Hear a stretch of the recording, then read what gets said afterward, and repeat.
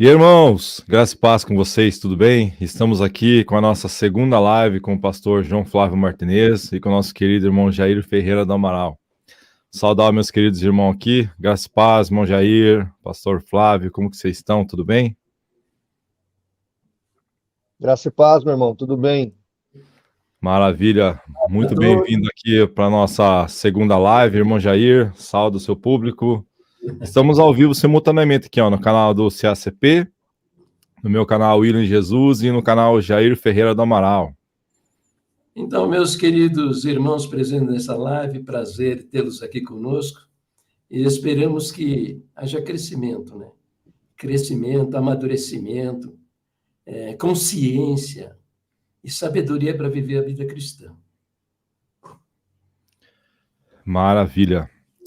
Bom, pessoal que está assistindo nossos canais aqui, nós fizemos uma live há 15 dias atrás, 14 dias atrás com o irmão Jair e com o pastor João Flávio, e nós abordamos o tema Congregação Cristã no Brasil.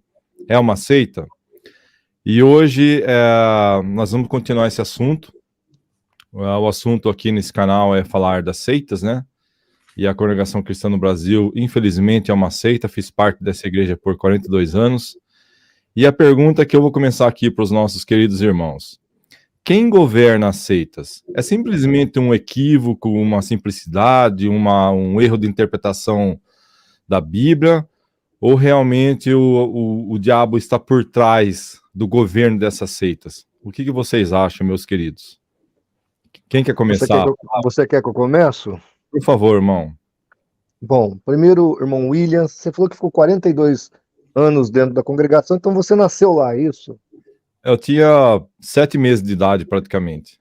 Nasceu dentro da CCB. Tá bom. Bom, primeiro que eu queria só mostrar para vocês uma aquisição nova que eu fiz. História da Congregação Cristã, do Emilton Coutinho. Conhece esse aí? É Emilton ou Itamar? Não, o Itamar é esse aqui. Ah, Emilton. O Itamar é esse aqui.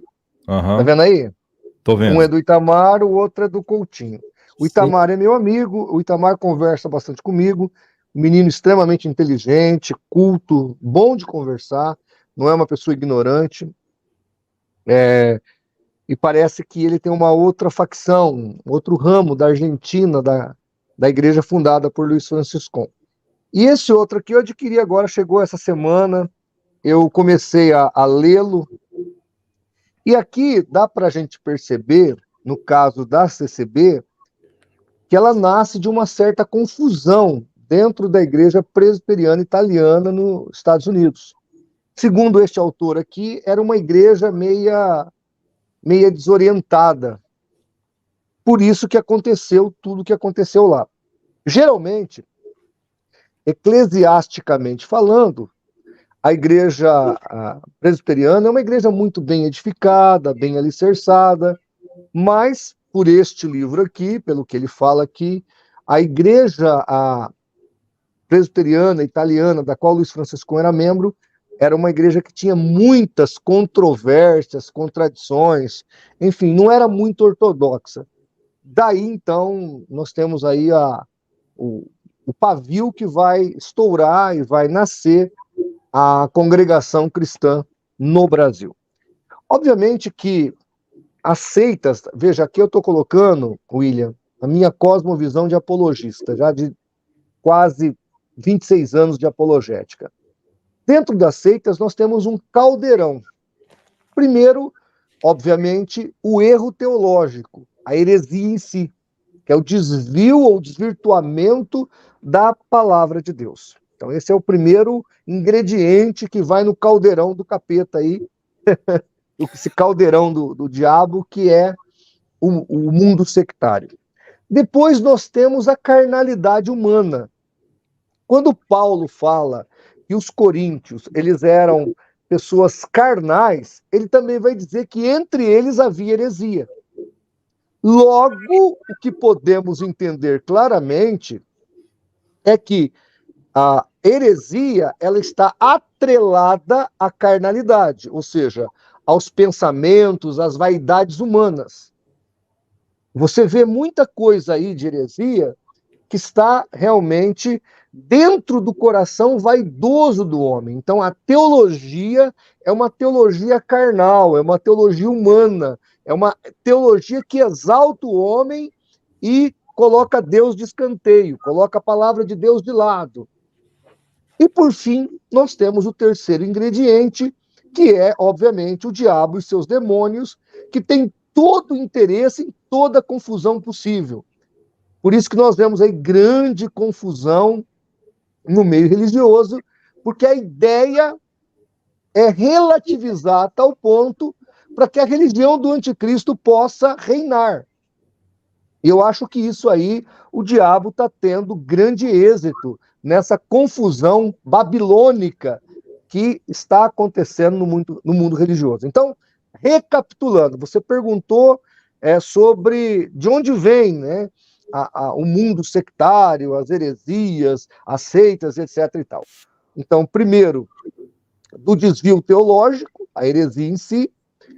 Essa heresia, esse desvio teológico, ele é criado primeiro pela vaidade humana, pela carnalidade, e depois, obviamente, pela instigação de Satanás. Esse é o meu ponto de vista e a minha cosmovisão. Maravilha. Irmão Jair, eu estava pensando aqui, o pastor falou que tem pouco tempo hoje para essa live. Que tal se a gente explorasse um pouco mais do conhecimento dele e a gente fizesse perguntas, ao invés da gente dar mais opinião? O que o irmão acha disso, meu querido? Não, eu acho excelente. Eu só queria deixar marcado a respeito do véu, que é um episódio que é histórico, né? É histórico e está envolvido, inclusive, se envolveu, inclusive, o serviço secreto do Mossad de Israel, né? E essa é uma boa oportunidade. Só tem conhecimento desse episódio do Mossad na história da congregação? Não tenho essa ideia, nunca ouvi. Sinceramente, irmão Jair, nunca ouvi essa história. O que a gente sabe é que o véu, primeira informação, o véu que a CCB usa não é o véu dos tempos bíblicos. Eu acredito que o véu bíblico seja mais o véu que as mulheres muçulmanas usam, tá? Não a burca, mas aquele jihab, acho que é jihab, é aquele véu que vem até aqui. Então ele tampa o rosto e a cabeça. Aquele véu das mulheres muçulmanas, esse sim, acho que é o jihad. Não, jihad é a guerra. Jihad é guerra, eu sei. Mas é jihad, eu acho que... Eu vou ver aqui os modelos de véu, já eu mostro para vocês. Então, primeira informação, o véu que a congregação usa não é o véu que se usava nos tempos bíblicos. O que a gente pode dizer é que esse véu da CCB hoje, ele é mais parecido com um véu moderno, um véu que não tem nada a ver com o véu bíblico, tá? Ele parece outra coisa, não é o que a Bíblia orienta com relação a véu. Segunda questão, véu é uma problemática cultural.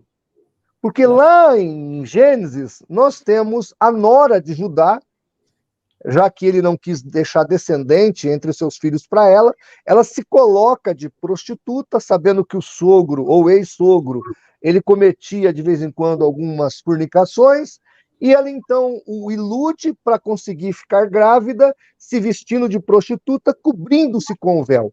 Obviamente que aquele véu lá era outro véu, era outro tempo, era outra cultura, não estou nem querendo comparar com o véu bíblico. Só estou dizendo que cobrir a cabeça pode ser uma coisa de santificação ou não. Inclusive, no meu estudo sobre o cabelo e sobre o véu, eu mostro que quando a mulher ela estava leprosa, ela rapava-se a cabeça, toda a cabeça, no processo de purificação que ela fazia, que o sacerdote mandava ela fazer. E, por fim, lá no texto de 1 Coríntios 11, acho que é o versículo 16, Paulo fala categoricamente assim: nem nós, nem a Igreja de Deus temos tal costume. Qual o costume? De usar véu? Não, de discutir esse assunto.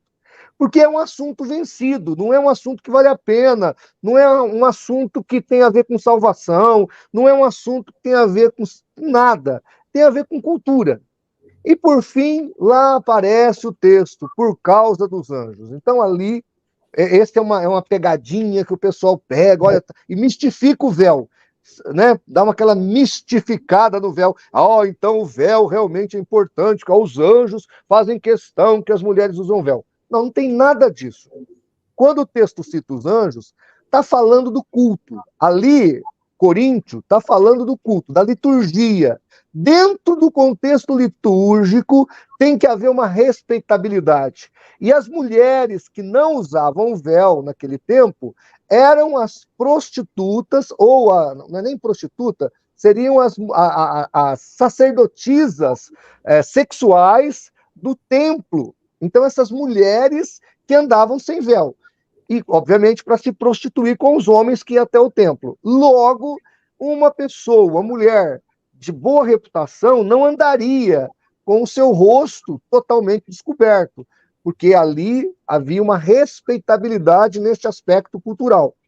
Então, a mulher sem véu no culto atrapalhava a liturgia, porque causava tumulto na reunião, aparentando ali um problema de respeitabilidade. Vou contextualizar para a gente poder entender. Imaginemos que entre ali uma pessoa, né, comece a frequentar a igreja, uma moça que venha toda, vamos usar um termo aí para as pessoas entenderem, toda piriguete. Então, aquela mulher bem maltrajada, bem, digamos assim, desrespeitosa no seu traje, e ela começa ali, né, a ficar na frente de alguns casais, de algumas famílias, e isso é problemático. Então, essa pessoa tem que ser chamada e falar, olha, você está numa igreja, você precisa ter uma certa respeitabilidade, a homens casados, mulheres casadas, a jovens entre nós, você está despida, então seria interessante você se trajar um tanto melhor, porque no Novo Testamento não há essa questão de roupa, mas ela fala sobre essa questão de se trajar inadequadamente. Essa problemática é tratada no Novo Testamento.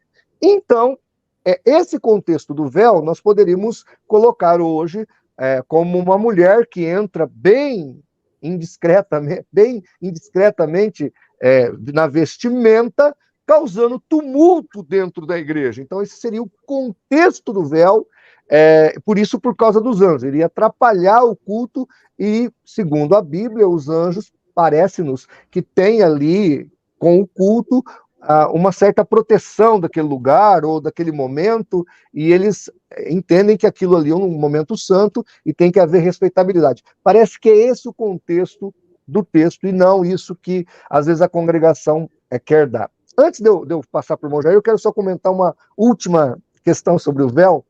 Eu me lembro que eu fiz um programa de TV aqui na região, e aí o meu entrevistador, ele pergunta sobre o véu. Eu tinha um véu da congregação e ainda tenho, eu só não sei onde está. Aí eu coloquei o véu na cabeça para explicar como é que a mulher congregada usa e como é que a mulher bíblica usava. Porque a mulher bíblica usa como a muçulmana, enquanto que a mulher da congregação usa como uma mulher ocidental e não tem nada a ver. E aí me ligou um promotor público que era da congregação. E ele disse assim, o senhor sabia que eu posso lhe processar? Falei, por quê, meu querido? Não, porque eu assisti um programa onde o senhor pega o véu da congregação, que é usado por mulheres, coloca na sua cabeça, isso é vilipendiar objeto de culto, ele citou o artigo do Código Penal, isso é crime, assim, o senhor será processado. Aí eu falei, olha, seria interessante esse processo. Aí ele falou, por quê? Então, porque se o senhor me processar, vai ser a prova que eu preciso para mostrar para as pessoas que a congregação cristã no Brasil idolatra o véu. O véu, então, é um objeto de culto, de idolatria. Porque uma coisa é eu desrespeitar uma imagem da Senhora Aparecida, porque eles adoram essa imagem. Agora, se o véu também é adorado, é venerado e é respeitado a esse nível, logo, ele é objeto de culto, logo, ele é uma idolatria. O senhor vai provar para mim que o pessoal da congregação é idólatra. Ele desligou o telefone e até hoje não voltou a me ligar, e já faz 5 ou 10 anos ele não me processou. Eu só queria fechar com essa. Eu não sei se eu respondi toda a questão, mas estou à disposição para mais questionamento. Tá certo. Deixou o homem agitado, que bateu em retirada. Olha, veja bem, é o seguinte. Em 2006, nós fundamos, com a Ricardo Adam e mais 3 irmãos, né, fundamos a AMCCB, a Associação dos Membros da Congregação Cristã do Brasil, com o objetivo de ir em busca desses irmãos que foram agredidos pelo ministério, expulsos dentro do templo, para dar-lhes um ambiente de culto onde pudessem até melhorar um pouco a sua psique e se integrar conosco, tal, e voltar à vida, né? A vida em Cristo. Então, veja, por esse tempo aí, 2006, fim de 2006, começo de 2007, apareceu lá um personagem interessante. O nome dele era Saulo Sharabi, judeu. Se pesquisarem aí na internet, acho que há uns 2 anos atrás eu vi a figura dele, a imagem dele no Google, imagem do Google, né? Saulo Sharabi com S, S-H-A-R-A-B. Então, veja, ele se apresentou lá no nosso meio e demos a ele a oportunidade de falar na tribuna e tal. E ele nos relatou o seguinte episódio, que ele, na congregação lá do Bonfim, lá em Curitiba, ele levantou-se para testemunhar e foi repreendido pelo ancião, não vou lembrar o nome do cidadão agora, dizendo, vai sentar que aqui nós não permitimos a pessoa dentro do nosso culto aqui com a cabeça coberta. Vocês sabem, né? Ou talvez alguém, os assistentes aí que estão vendo, não sabe, o judeu usa, né, um chapeuzinho pequenino, né, chamado kippah. É um negocinho assim, né? Que eles usam aqui atrás, né? E na tradição deles seria algo assim, não sei se o pastor tem algo a acrescentar em termos de informação. Eles acreditam que é da tradição, né? A sabedoria do homem vai até aqui, daqui para cima é a sabedoria de Deus, então eles têm esse respeito. Eu não sei se tem algumas coisas associadas ou não a isso, mas o que eu tenho de ideia é isso daí, né? Muito bem, né? Então, ouvimos esse relato. Agora, dá um pulo aqui para 2012, o famoso Romário, né? Lembra? O pastor quis saber a respeito do Romário. O Romário é um figuraço, fanatizado, nada sabe do que é a Bíblia. Imagine, ele usa lá a frase dos sacerdotes fariseus, dizendo que, admirados com os apóstolos, porque eles estavam falando com muita eloquência, poder, autoridade, e eles disseram que eles eram homens indoutos, né? Então, Romário defende a tese que os apóstolos não sabiam nada, que eram homens indoutos. 3 anos e meio com o maior teólogo do mundo, né? Só se ficaram jogando zap-zap lá naquele tempo todo, né? Então, muito bem, discutir com mim não tinha jeito, o homem era difícil, muito difícil. Mas aí o assunto foi chegando até o meu conhecimento, que é extraordinário, né? Fui descobrir o seguinte, que em 2005, um empresário da Congregação Cristã do Brasil liderou, né, a construção de um templo lá em Jerusalém. Ora, Jerusalém, Israel, é uma nação em permanente estado de beligerância. Eles estão cercados de, acho que 22 nações muçulmanas e que querem simplesmente a destruição da nação de Israel, desaparecimento da nação de Israel. E é frequente, se quiserem pesquisar, vão ver, são frequentes os atentados, e dentro de um ônibus, supermercado, o homem-bomba, né? Vai lá e se explode, mata dezenas de pessoas. Então, eles têm uma preocupação violenta a respeito. Quando a congregação, então, intentou se estabelecer lá em Jerusalém, evidentemente que o Mossad ativou seus agentes aqui no Brasil, né? Para mim, esse Saulo Sharabi, que eu conheci no ano de 2006, ele ou era um agente do Mossad ou um informante. E eles, qual a melhor maneira de você conhecer, né, uma empresa, uma organização, um clube, uma associação? É você se infiltrar no meio deles ou então ter contato com os seus opositores, que era o nosso caso. Eu entendo que ele estava ali, se não era na condição de um agente do Mossad, era na condição de um informante. Até ele se propôs, e cedemos para ele a sala lá, para ele dar aulas gratuitas de hebraico, né? E ele ficou lá por alguns anos, né? Muito bem. Então, eu fui descobrir que, em 2005, esse empresário intentou construir um templo lá em Jerusalém. E o Mossad deve ter feito não somente isso lá no Bonfim, no bairro do Bonfim, lá em Curitiba, ou aproveitando o relato do informante que relatou, rapaz, fui nessa igreja aí da congregação e aconteceu isso comigo, tal, tal. Ou talvez isso deve ter se repetido em vários templos da congregação, onde o agente do Mossad foi lá assistir um culto para ver o que eles falavam, o que eles pregavam, o que acontecia lá dentro, né? E alguém deve ter chegado do lado. Agora, isso é parte da minha imaginação, né? O porteiro, o diácono, alguém chegou, meu amigo, tira essa cobertura da sua cabeça, porque não permitimos alguém participar do nosso culto com a cabeça coberta. Por que disso, né? Porque é evidente, quem cria a doutrina do véu, cria a doutrina do chapéu. Proíbe dos dois lados, né? Ali, quem faz uma coisa faz a outra, é consequência.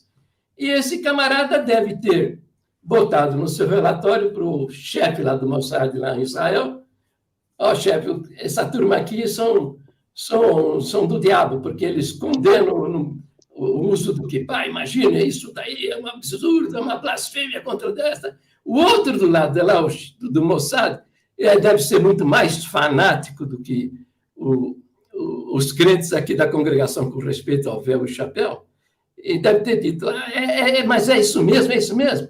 Deixa eles chegarem aqui que eu vou mostrar para eles que nós somos um povo de Deus, não aceitamos essas blasfêmias aqui no nosso meio, alguma coisa desse tipo.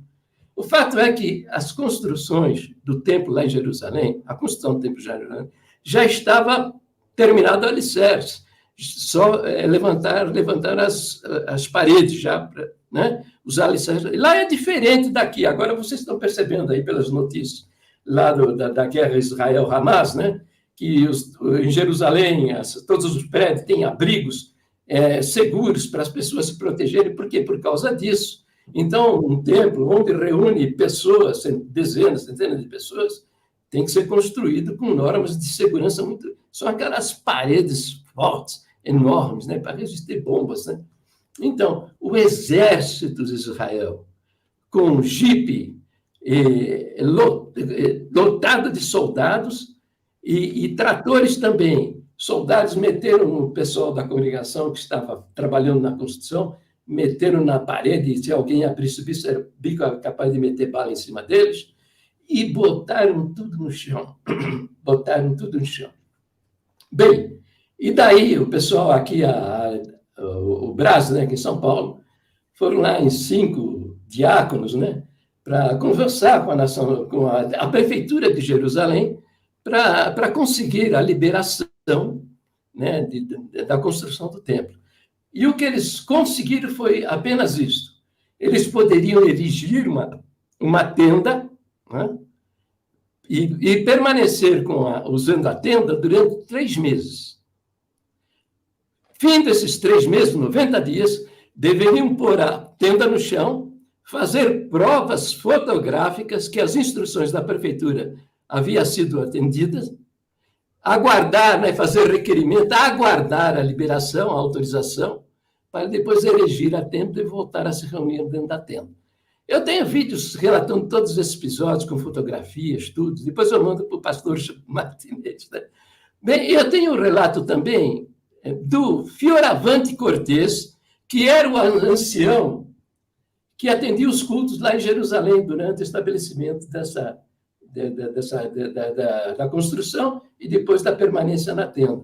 Depois da queda de 3 meses, de 90 dias, né? 3 vezes que erigiram a tenda, Fioravante Cortez relata, eu tenho o áudio dele relatando, ele passou a fazer viagens turísticas, né, levando pessoas para conhecer Jerusalém, Israel, e ele relata no seu áudio dizendo o seguinte, que nós temos aqui, a 2 quadras aqui acima, um terreno comprado não com coleta, comprado com dinheiro vivo, né, que foi o dinheiro do empresário, e fizemos o templo, mas Israel derrubou tudo que nós fizemos. Isso nos autorizaram a levantar uma tenda, permanecer com ela por 90 dias. Depois tínhamos que derrubar a tenda, botar no chão, fazer prova fotográfica, requerer, erigir novamente a tenda, e nós aguentamos isso por 3 vezes. Depois não aguentamos mais. Hoje estamos numa salinha lá na porta de Haifa, e se quiser fotos antigas, você vai ver lá o episódio. Então, o que sucede é o seguinte, se você der uma googada, né, no Google Maps, lá em Jerusalém, vocês vão ver que lá estão os católicos ortodoxos, os católicos romanos, estão os batistas, os metodistas presbiterianos. Está todo mundo lá com belos templos. Inclusive, tem lá uma universidade teológica, né? Israel é uma nação democrática, tem, evidentemente, os seus extremistas, né? Mas é uma nação democrática, eles estão tal liberdade, né, de culto, né? Só a congregação, eu não sei se agora mudou, mas pelo menos há 5 anos, 6 anos atrás, ainda estavam na salinha lá na saída da porta do Haifa, uma salinha pequenina, sem expressão. Então, que fique claro aí para todos que veem esse vídeo que o Evangelho é para toda raça, toda tribo, toda língua, toda nação, para toda cultura. Então, nós não podemos fazer usos e costumes, fazer doutrinas, como o caso do uso do véu, que é usos e costumes. Porque se você faz de usos e costumes uma doutrina, vai que você vai numa sociedade onde esse costume que você está levando para lá, ele é ofensivo, agressivo, insultuoso. Por exemplo, eu andei no meio dos índios, né? Tem nação indígena que o cinto que ela amarra, feito de raiz, na cintura, diz se ela é mulher livre ou se ela é mulher casada, a respeito do seu marido. Está entendendo? Então, é preciso ter muito cuidado a respeito. A congregação se deu mal lá em Jerusalém por causa do uso do véu. E é uma prova histórica, documental, de que essa doutrina é uma falha. William, você pode colocar esse desenho que eu mandei para você? Tem jeito? Você mandou no Zap? Eu mandei. Tem sim, só um momento. Principais tipos de véu islâmico. Sim, só um momento eu vou pôr aqui. Enquanto eu faço o upload aqui, o senhor quer acrescentar alguma palavra sobre o uso do véu? Senão a gente poderia entrar no outro tema. Bom, vamos ficar nesse tema, né? Porque eu vou pôr a foto aqui. Isso, aí eu já termino também. Da minha parte, foi interessante a informação do irmão Jair aí. Agora, essa foto, para vocês entenderem que o véu bíblico seria uma mistura do hijab é o nome do véu, com o nigeb. Porque o tamanho do véu é esse do hijab, mas tinha também o detalhe da cobertura do rosto. Então, o véu dos tempos, tá vendo aí? Aí, o pessoal já está vendo, né? Está ouvindo a nossa voz e vendo. Então, o véu bíblico seria o hijab com o detalhe do niqab, ou niqab, que seria também tampar o rosto do nariz para baixo. Então, esse véu aí do hijab, com a cobertura do rosto, seria o véu bíblico, e não esse que o pessoal da congregação usa. É só uma informação histórica aí para o pessoal tê-la como base aí para o pessoal poder estudar. Maravilha. Ok? Veja que isso aí é uma evidência histórica, tá, William? Não é a minha opinião. Então, o hijab seria o tipo de véu bíblico com a cobertura do rosto também, que seria, no caso, aí, parecida com o niqab.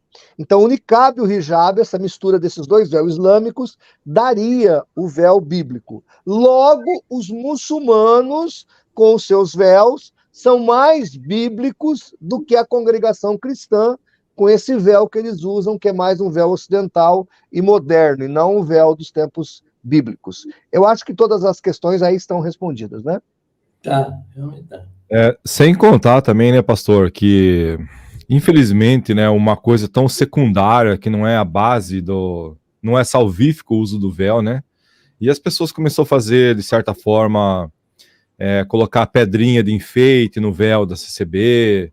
Antigamente eu já vi vídeos aí que tinha que ser meio amarelado, tinha pessoas até que, não sei se o Mongeir sabe disso, eu não sei agora, eu esqueci o nome do canal que eu vi, um vídeo assim, que a moça fala que ela deixava o véu ficar amarelado porque tinha que ser amarelado. Então, tipo assim, fora todo esse contexto do véu, pessoas começaram a colocar poder no véu.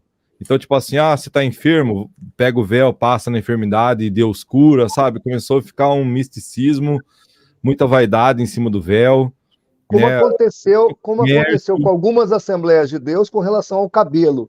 Ela cortou o cabelo, e aí a pessoa pegou o cabelo cortado, levou para o doente, e aí foi um milagre. Isso tudo é idolatria, é paganismo dentro da igreja.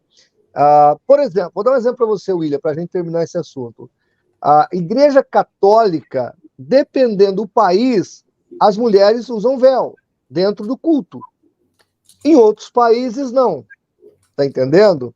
As freiras têm um tipo de véu, e o véu das freiras, por exemplo, elas rapam a cabeça ou cortam o cabelo bem baixinho e colocam o véu. O véu ali, no caso das freiras, é um simbolismo de humildade e de que elas casaram com Cristo, e a vida delas é para Cristo.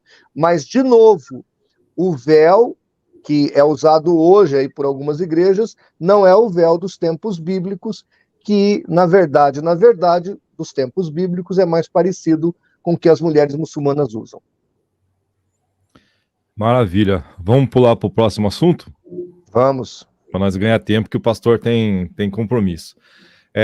Pessoal que está assistindo, a gente não combinou nenhum assunto que ia abordar. A única coisa que eu falei para o pastor, e ele pode provar, né, se vocês quiserem, eu falei assim, pastor, vai dar tempo de abordar um pouquinho o assunto calvinismo hoje na live? Ele falou assim, bora. Mas não foi combinado nada que vai falar.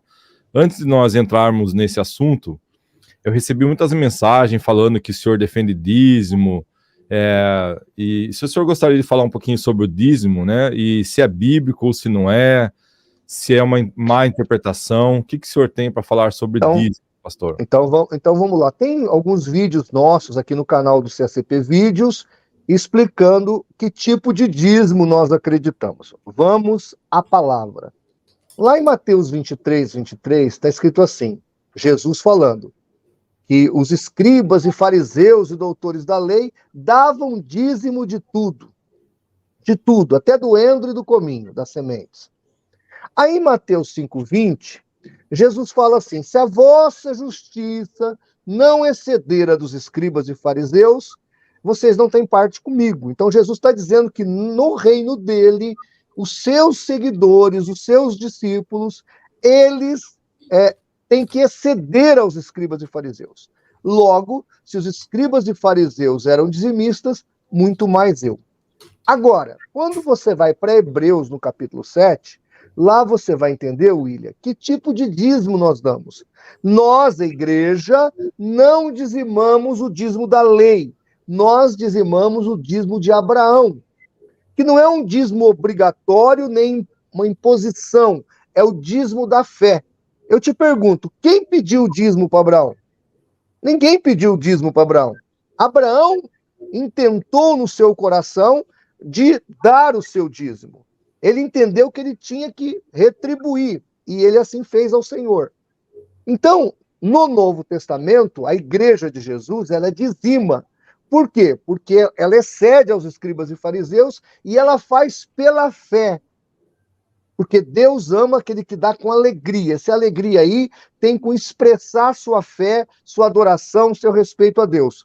Tanto que na hora do culto, a nossa igreja, por exemplo, não passa a cesta. O gasofilácio fica lá do lado do altar, o irmão sai do lugar e vai até o púlpito levar. Por quê? Faz parte do seu culto, faz parte do seu momento de adoração a Deus. Agora, esse dízimo não é aquele da lei, não tem nada a ver com salvação, mas sim com fé, sim com adoração, sim com louvor, sim com a sua vida na presença de Deus.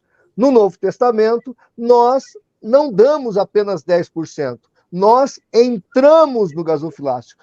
A nossa vida é a oferta. Agora, é claro, eu separo uma parte do que Deus me deu e devolvo ao Senhor. Tá certo? Eu, pessoalmente, nunca dou dízimo. Eu sempre dou mais que o dízimo, porque o meu mestre, que é o Senhor Jesus, me ensinou que eu devo exceder aos escribas e fariseus. Agora veja, William, veja, isso não tem nada a ver com salvação. Repito, isso tem a ver com fé. Você tem fé para dizimar e ofertar? Ok. Não tem fé? Calma aí, dá um tempo. A hora que você tiver essa fé, a hora que você tiver esse entendimento, então você dizima e oferta. Porque Deus ama aquele que dá com alegria, mas tem que ser dado com alegria. Então, essa é a nossa visão de dízimo, tá certo? Não, repito, não tem nada a ver com salvação. Esse Romário aí que o irmão Jair citou, se não me engano, ele é desonesto, ele pegou um vídeo meu falando de dízimo, cortou o vídeo e disse que eu ensino o dízimo para salvação. Isso é mentira. O dízimo é um ato de fé, é um ato de liturgia e não tem nada a ver com salvação. Ok? Interessante, viu, meu querido pastor? É o seguinte, esta é uma arma de guerra da congregação. Salário do pastor, né? E também o dízimo. A grande bênção da oferta, seja ela por dízimo ou por doação, tá? É que Deus abençoa aquele que dá. Tem nada a ver com quem recebe. Você pode dar o seu dinheiro para o maior malandro da história.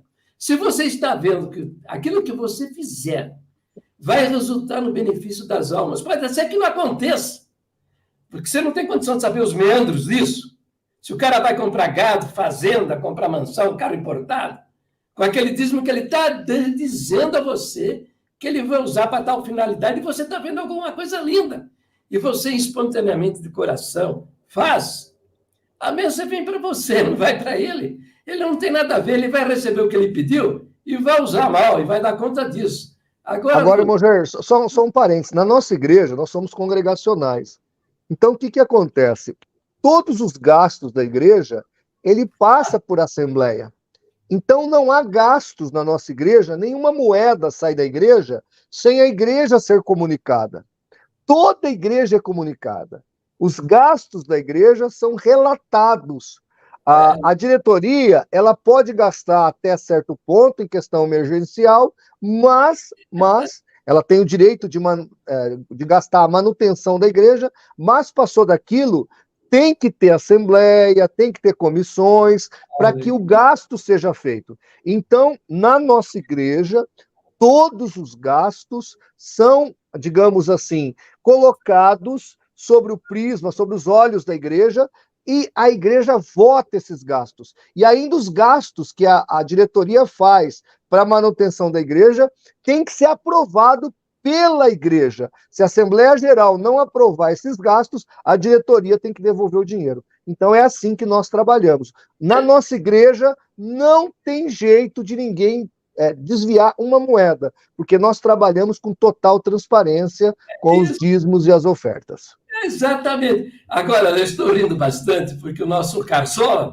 Marsola, né? Ele unificou as coletas, né? Antes eram divididas, e a gente acreditava que o dinheiro da obra da piedade ia realmente, né, para a obra da piedade. Eu acho que eles não faziam isso há muito tempo, e agora resolveram descaradamente, né, perverter o uso final da oferta, né? Na verdade, eles não tiram dízimos, mas tiram, acho que 5 ofertas, né? 5 tipos de oferta. Então, quer dizer, eu acredito que não muda muito. O membro da congregação, ele também oferta e dizima. Eu até acho que há muitos membros lá na congregação que contribuem muito mais do que 10%, obviamente. Maravilha. Deixa eu dar um relato aqui que aconteceu aqui. O senhor sabe, né, que nós da CCB, os CCBanos, a gente tem o maior orgulho de falar que na CCB é tudo voluntário, né, que ninguém recebe nada, né? Mas começou a desmoronar isso, conforme bem o irmão Jair falou. através de uma denúncia aqui na internet do Josafá, que ele percebeu num dos cultos o Marsola confessando que usou dinheiro da piedade para a construção, né? Não sei, como que eles... Eu vi o vídeo, parece que é coisa grande, inclusive, né? Isso. Aí, o que aconteceu comigo aqui em Seara? Veio o ancião que cuidava aqui dos Estados Unidos, Davi Trevisan, e a CCB implantou aquela tal de coleta de intenção. Aí todo aquele misticismo, aquela coisa que a CCB é a obra de Deus, que Deus toca no seu coração, que Deus revela para você quanto você tem que dar, foi por água abaixo. Por quê? Porque nós da CCB nós não éramos acostumados com esse negócio de ficar passando sacolinha de dinheiro, sabe? A gente se orgulhava disso. E aqui aconteceu essa tal de coleta de intenção. Foi feita uma pressão tão grande, pastor, sabe? Contando uns testemunhos, milagre, que você deu 10, Deus deu 100, sabe? Umas coisas assim. E daí, no meio do culto, isso foi inédito, entendeu? Nossa, aquele dia muita gente saiu do culto, ficou revoltado, porque passou esse papelzinho. Fizeram aquela pressão psicológica, eles são contra dízimo, mas eles usam de artimanhas para ficar forçando, mexendo no psicológico das pessoas, para que construir. E foi passado ali, ó, hoje você vai colocar o valor, você vai fazer um compromisso.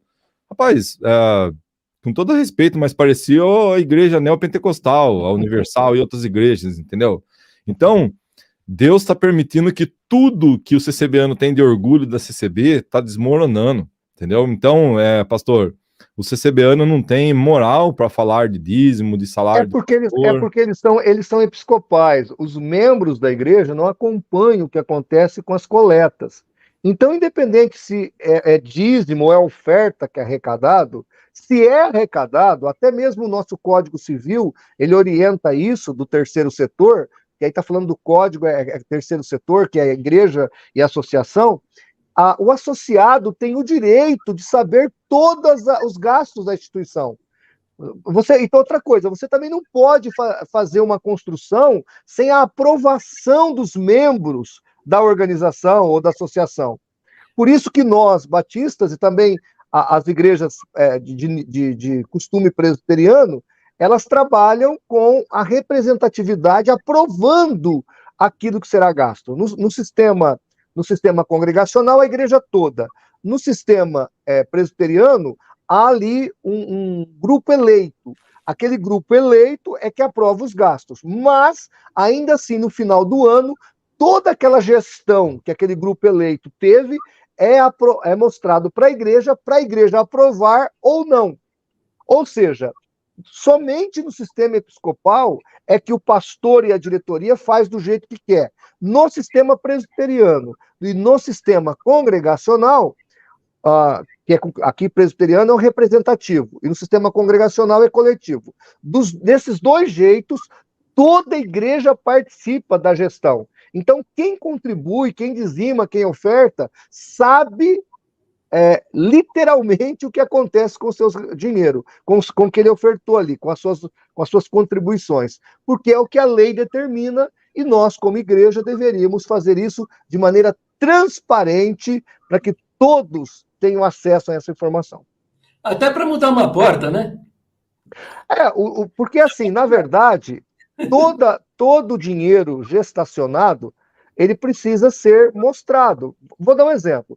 Quebrou a porta, um ladrão tentou arrombar a igreja, quebrou a porta da igreja. Obviamente que para consertar essa porta, você não tem que fazer uma assembleia, marcar uma extraordinária, fazer um mural com a convocação, não dá tempo, a porta está arrombada. Então a diretoria pode ir lá e arrumar a porta. Depois dessa porta arrumada, a diretoria vai prestar contas aos irmãos. Olha, aconteceu um assalto, tentaram arrombar a igreja, quebraram a porta, nós tivemos que arrumá-la, está aqui o custo, fizemos 3 orçamentos, achamos a porta mais barata, está aqui. É assim que funciona numa igreja que respeita a palavra de Deus e que respeita a Constituição, as leis do país. Quem manda é o povo. Quem manda é o povo.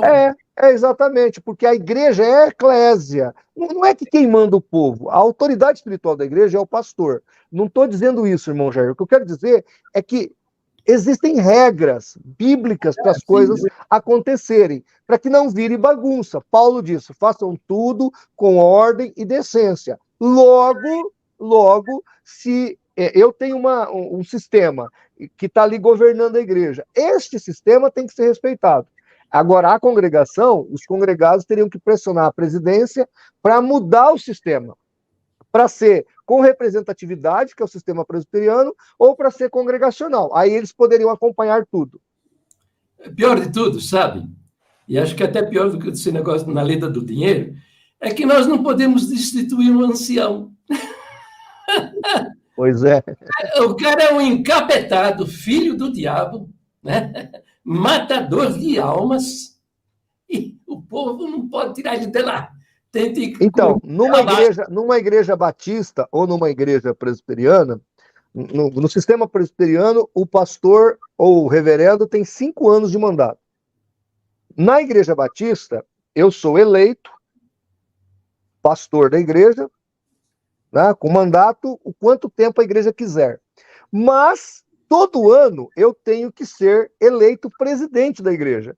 Então, imagine, eu sou o pastor da igreja. Se eu não for eleito presidente da igreja, automaticamente a minha vida enquanto pastor, ela está ameaçada, porque se eu não tenho capacidade de reunir votos para ser eleito presidente da igreja enquanto instituição, quanto mais pastor da igreja enquanto órgão espiritual de Deus, enquanto uma instituição espiritual. Então, de maneira assim diferente, eu passo por uma eleição anual. Todo ano o meu ministério é aprovado ou não pela igreja. Mas um detalhezinho, não sei se acontece lá nos Estados Unidos, mas aqui nós temos o trízimo agora. Irmão Jair, estão falando aqui nos comentários aqui que o senhor é trizimista lá do Valdomiro. Excelente! Eu posso contar? Posso contar? O senhor deu trízimo. Eu acho que eu só queria, Willy Jair, eu só queria pedir uma coisa para os senhores. Já são quase 7 horas. Eu acho que vocês dois podem continuar depois da minha partida. Mas eu tenho até as 7h30. Eu acho que seria interessante nós já começarmos a falar um pouco de calvinismo, para eu poder responder as questões de vocês, e aí depois vocês dois podem voltar e continuar, porque vocês dois... Mais uma estão... A gente marca outra, sem problema. Vamos arrepiar! Tá bom, então. Só dar uns 30 segundos aqui para mim falar a respeito de dízimo, coleta, né? Então, assim, pessoal, uma igreja de 4, 5 milhões de membros chega um determinado momento que vira uma política. Então, vocês focam no dízimo das outras igrejas. Eu, particularmente, sou a favor da contribuição, mas quando se tem uma obrigação, aí eu sou meio contra. Essa é a minha opinião. Depois a gente pode abordar isso. Mas, assim, por que vocês focam tanto na palavra dízimo? Vocês não observam que pessoas abrem lojas de instrumentos, loja de véu, usa da política, do poder que um cooperador tem para influência, entendeu? Pessoas que abrem loja de roupas, isso daí vocês não olham. Então vocês olham lá no dízimo, muitas vezes tem igrejas sérias que usam aquele recurso para evangelizar, para missões, para ajudar as igrejas. Eu estou acompanhando um pouco da igreja da irmã Lília Ribeiro.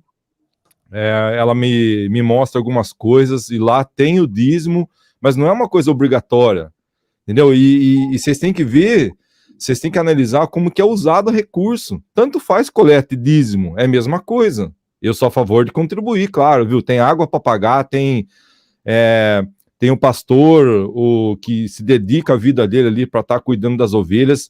Eu sou favorável que tivesse salário para os cooperadores da CCB, eu sou favorável a isso, para eles se dedicarem mais tempo para cuidar da igreja. O que adianta não ter dízimo? E o meu cooperador não recebe salário, mas ele usa do púlpito para influenciar certas coisas. Vimos aqui encarregados de orquestras regionais que hoje já estão colocando até outdoor nas cidades, uma influência política, monetária, entendeu?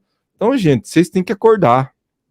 Tá? Veja, quando eu saí da congregação, que eu me distanciei, eu comecei a prestar atenção nos programas do Valdemiro Santiago na televisão.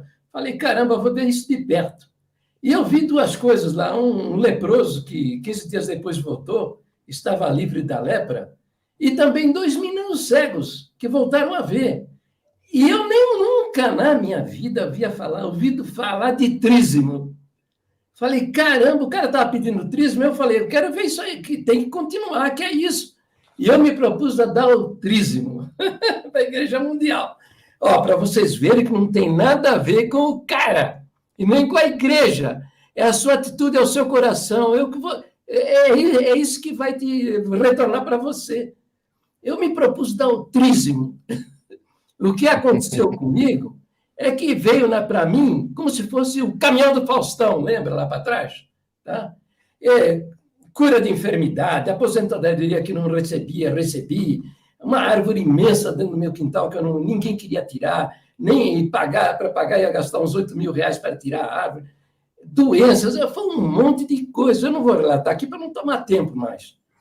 Para vocês entenderem que a sua doação, ou na forma de oferta, de dízimo, que eu acho até uma ideia inteligente, porque você pode se programar a sua vida, né? Se você tem uma atitude de coração, se você está voltado para o benefício das pessoas. Não tem nada a ver com o cara que está pedindo. Ô, irmão Jair, existe uma pedagogia no dízimo que qualquer pessoa que vai dizimar, ela tem que fazer planejamento familiar. Não existe jeito de dizimar sem fazer o planejamento familiar. Então, o que acontece? O indivíduo veio do mundo, gastava mais do que ganhava, gastava com coisas fúteis. Aí ele chega na igreja, ele aprende a questão de mordomia. Ele vai devolver, vai ofertar, vai contribuir com o dízimo. Para ele fazer isso, ele tem que pegar o bloquinho de notas e fazer o relatório mensal. Ou ele vai ter um cartão para comprar comida, outro cartão para comprar outras coisas. E fazendo isso, automaticamente, ele começa a ter gestão familiar. E isso prospera a vida dele, é automático. Além disso que o senhor falou, eu acredito também, porque eu vivi isso quando eu fui casar. Há um milagre de Deus, porque Deus honra a nossa fé, Deus honra o nosso coração sincero. Quando a gente dá sem interesse, sem querer receber nada em troca, Deus retribui o nosso coração sincero. Isso é verdade. Então, assim, na nossa igreja, eu tenho lá 70% dos irmãos são ofertantes e dizimistas. E todo mundo que ali contribui, ninguém tira da cabeça deles. Por quê? Porque eles descobriram a bênção que é cooperar com a obra de Deus. Ainda mais numa igreja onde tudo é transparente, onde há relatório e tudo eles veem, e tudo eles aprovam. Então, assim, aí é bênção muito grande para eles, né? Eles se sentem abençoados. E é desse jeito que o crente deve viver a sua fé com relação a dízimos e ofertas, né? Minha concepção, mas eu não tenho problema, viu, William? Se você quer chamar de oferta a sua contribuição, isso para mim também não importa, viu? O importante é isso que o Jair falou, é sentir no coração de ajudar a obra de Deus com amor e com carinho. Aí Deus retribui grandemente. Maravilha, vamos entrar então no tema calvinismo. Estou acelerando aqui, pessoal, infelizmente por causa do tempo do pastor, tá? Pastor Martinez, 99% das pessoas que estão saindo da CCB, elas vão para o calvinismo, né? E eu gostaria de abordar aqui com o senhor. Então, assim, infelizmente temos pouco tempo para abordar esse assunto, mas é um assunto que mexe com a minha cabeça, esse tal de calvinismo. E eu gostaria de perguntar para o senhor, os calvinistas podem ser considerados nossos irmãos? Porque eu estou sendo sincero aqui, eu gostaria de achar como que eu posso dizer, uma tolerância para mim seguir, né, aprendendo mais da palavra de Deus, para mim seguir minha vida aqui falando do evangelho, libertando o povo da CCB, da seita CCB, mas só que quando eu esbarro nos decretos de Deus, fatalista, calvinista, na eleição incondicional calvinista, que é mistério, né, e quando eu vou tentar conversar com alguns calvinistas, inclusive aqui, até eu vou pôr aqui na tela aqui para o senhor ver. Eu não vou citar o nome dele, se ele tiver no chat aí e quiser falar, não, foi comigo, pode falar meu nome, eu coloco. Mas é um colega aqui nosso do YouTube, e eu fico chateado com esse tipo aqui de... Nossa, será que não tá aqui? Ixi, meu Deus. Qualquer coisa eu ponho do Zap. Eu vou ter que ler, porque eu não programei para colocar na tela. Só um momento, pastor. Pode ficar tranquilo. Então, esse assunto, né, quando eu quero esquecer assunto calvinismo, falar de evangelho, doutrinas da graça, eles estão certos, eles estão errados, daí eu me deparo com esse tipo de comentário aqui, ó. Só um momento, desculpa, tá? Que eu tenho certeza. Tranquilo, William. Essa pessoa fez um comentário para mim.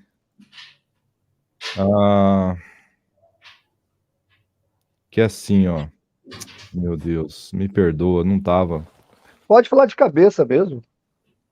William, brother William, você acha que Deus quis salvar todos? A minha resposta foi: sim, com certeza, mas só vai se salvar aqueles que crê. Aí eu respondi embaixo: o que tem de diabólico, de humanista nisso? Porque aqui na internet, né, essa pessoa, nos vídeos dela, só recomenda igreja reformada, calvinista. Inclusive, também eu gostaria de abordar com o senhor a respeito de reforma. Se esse nome, esse termo reformado, pode ser adotado apenas pelos calvinistas, ou se o senhor considera um reformado também. O que é a reforma? A gente vai abordar isso. Então, assim, o que me preocupa é isso. Eu quando me deparei com essa crença deles, pastor, de que está tudo decretado, que Deus já escolheu antes da fundação dos séculos. Aí no começo é bonito, porque nós saímos da CCB, lá na CCB também tem essa parte calvinista, que você é um eleito, que você é um escolhido. Aí a gente chega aqui... Aliás, que você só vai chegar à graça da CCB se Deus te chamar. Se você for um escolhido, né? Se você não for escolhido, você vai passar na frente da CCB e mesmo aquela orquestra não vai te comover. Então o que me preocupa é isso. Poxa, eu acho essa visão fatalista do calvinismo um pouco diabólica, eu não vou mentir isso, eu não vou voltar atrás do que eu penso, do que eu falei, só que eu quero relevar esse assunto e vou falar também algumas coisas boas que eu acho nos calvinistas, mas aí, beleza, aí conversando com o calvinista, ele acha que o meu pensamento de eu acreditar que Deus chega com presente e você tem a opção de escolher ou não, não é nada mérito meu isso, me torna um humanista diabólico. Eu estou muito preocupado. Entendeu? Esses daí são os teólogos calvinistas da internet, embora eles não estejam errados. Quando você pega o Dr. Nicodemos e o pastor Hernandes, eles fazem um calvinismo mais bonito. Eu acredito que eles têm ali, na prática deles, um calvinismo mais evoluído, que para mim nada mais é do que o arminianismo clássico. Então, o que o Nicodemos e o Hernandes chama de calvinismo, eu digo que é um arminianismo clássico, né? Aquela confissão de fé que está entre o calvinismo e a remonstrância, porque Armínio morre aos 49 anos e ele não tem tempo de formatar todas as doutrinas. Por exemplo, os 5 pontos de fé, que é o facts do arminianismo, não foi Armínio que assim o criou, foram os arminianos. Voltando aqui à problemática, você tem aí o Sínodo de Dort, não é nem Calvino, mas o Sínodo de Dort. E esse Sínodo de Dort, ele satanizou o arminianismo, mas de uma maneira horrorosa. Então, no século XVII, ficou aí essa questão toda. Agora, você fez uma pergunta sobre reformados. Primeiro, dentro da reforma protestante, você tem os menonitas. Veio antes de Calvino.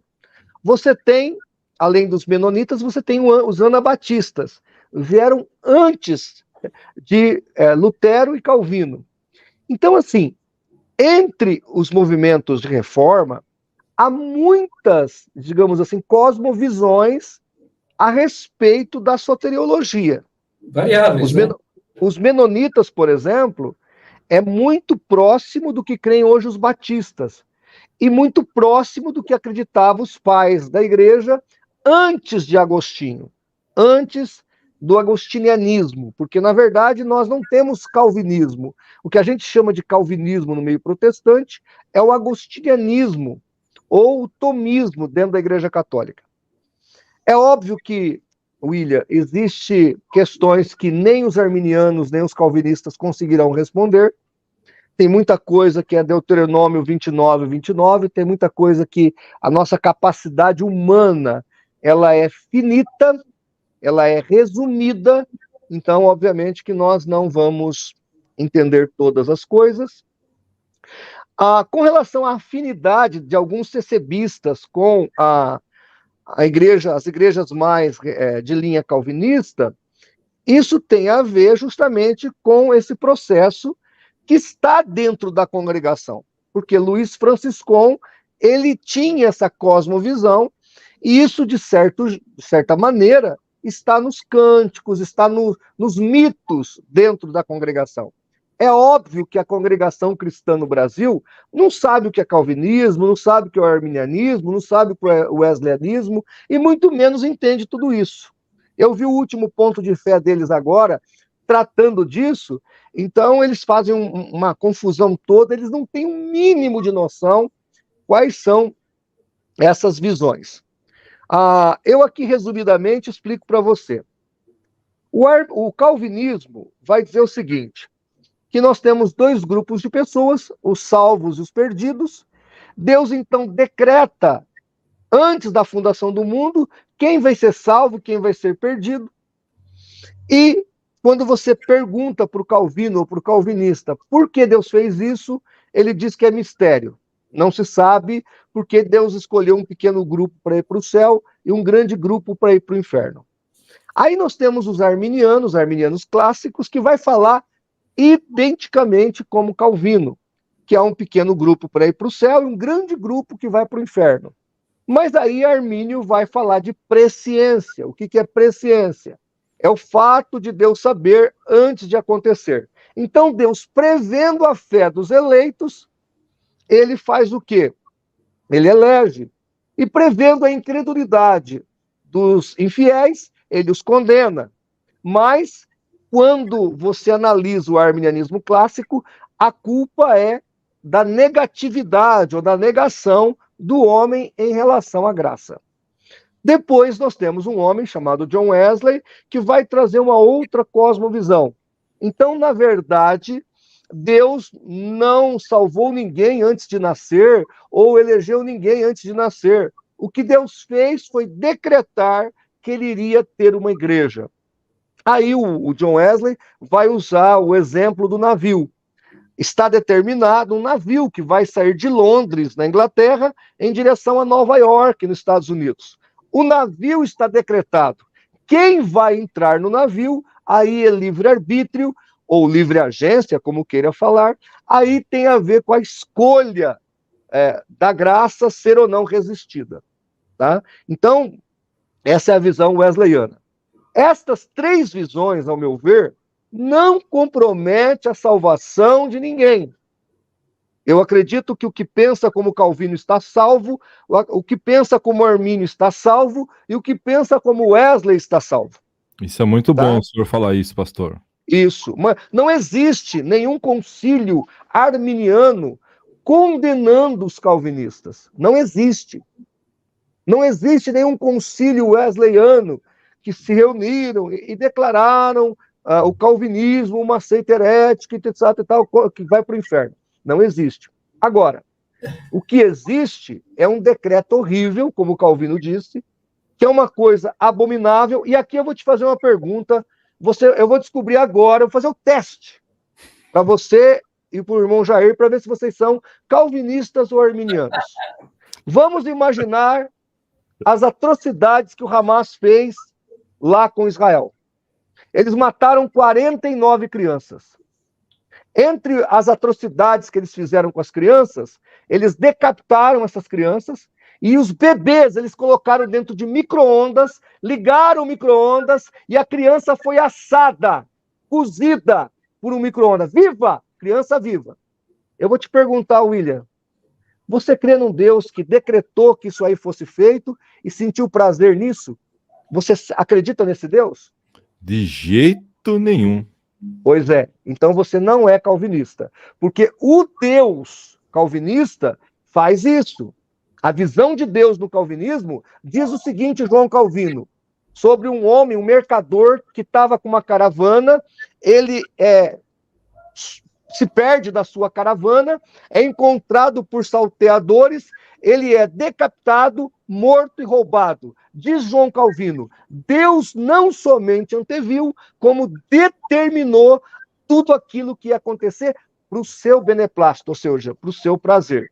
Então é óbvio que isso aí não é a fé cristã, não é o evangelho de Jesus, não é o evangelho da graça. Outra coisa, Calvino diz que toda maldade que existe no mundo é Deus que assim determinou, porque caso contrário, o mal com L não existiria, só existe porque Deus assim quer que exista. Agora, recentemente, o Gran Conato, que é um batista ultra mega blaster calvinista, ele disse que Deus decreta até mesmo os adultérios, as fornicações, as prostituições, e que apesar dele determinar esse tipo de coisa, ele ainda é bom e fiel. Essa visão de Deus é a mesma que nós temos no islamismo, por exemplo. O islamismo acredita que as torres gêmeas do World Trade Center foram derrubadas pelo decreto de Alá. Então essa é uma visão mais islâmica de Deus do que bíblica. Voltando à questão, o que a gente tem que ver é que o evangelho deve ser analisado de Gênesis a Apocalipse. O decreto de Deus não é, principalmente na questão da eleição ou da predestinação, ele não é condicional, incondicional, mas condicional. Quando você pega 1 Coríntios, capítulo 15, verso 1 e 2, Paulo fala assim, olha, eu vos preguei o evangelho, que é o evangelho da sua salvação, e vocês vão permanecer salvos se vocês o retiveres como eu o entreguei. Se vocês manterem aquilo que eu entreguei, vocês vão ficar na graça. Pedro diz assim para os eleitos, que eles devem andar certinhos, porque andando dentro do que é ensinado, eles confirmarão a sua eleição e não cairão. Ou seja, o apóstolo Pedro acreditava que o eleito, se ele não andasse certinho, ele não permaneceria na sua eleição. Então, quando a gente analisa a Bíblia amplamente, no seu bojo total, nós vamos observar que o calvinismo ele não é adequado, ele não está de acordo. Agora eu respondo mais uma pergunta que me foi feita, porque eu gravei um vídeo pelo WhatsApp com um irmão, na verdade eu fiz as perguntas, ele gravou e mandou para mim. Esse irmão está na presbiteriana, na igreja presbiteriana, que é tecnicamente de linha calvinista. Eu vou te falar uma coisa, William, se eu falar essa citação de Calvino dentro de uma igreja presbiteriana, os irmãos não vão acreditar. Eu diria para você que 80% dos irmãos que congregam na igreja presbiteriana não conhecem João Calvino, não conhecem as Institutas, e se eu perguntasse isso para eles, eles não iam dizer que Deus fez isso, ou que Deus decretou isso. Eles não iam aceitar esse tipo de coisa. Então, eu acredito que, apesar das igrejas presbiterianas ter essa problemática, ela é muito melhor do que uma igreja da congregação cristã no Brasil, com certeza. Então, pastor, seria uma desonestidade as pessoas crerem nesse calvinismo e não pregar isso na igreja, disfarçar? Porque, pessoal, desculpa, eu falo diante de Deus para vocês, até ontem o irmão falou, não é a primeira pessoa que fala para mim, olha, para com esse assunto, segue sua vida, fala de Jesus, eu tô tentando. Só que é um assunto que mexe com a minha cabeça, porque eu fiquei 42 anos enganado dentro da CCB e eu quero buscar a verdade. Eu não vejo um Deus bíblico dessa forma.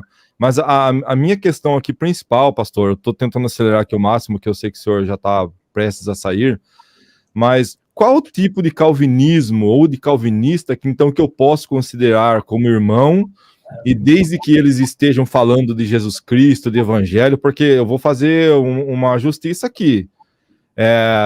De todo esse povo que eu observo, os calvinistas falam muito, muito de Jesus, muito da graça, enaltece muito a Deus, eu acho que até de uma forma exagerada, por causa de exagerar tanto nessa soberania de Deus, que eles acreditam que tudo é feito por Deus, mas está tudo bem.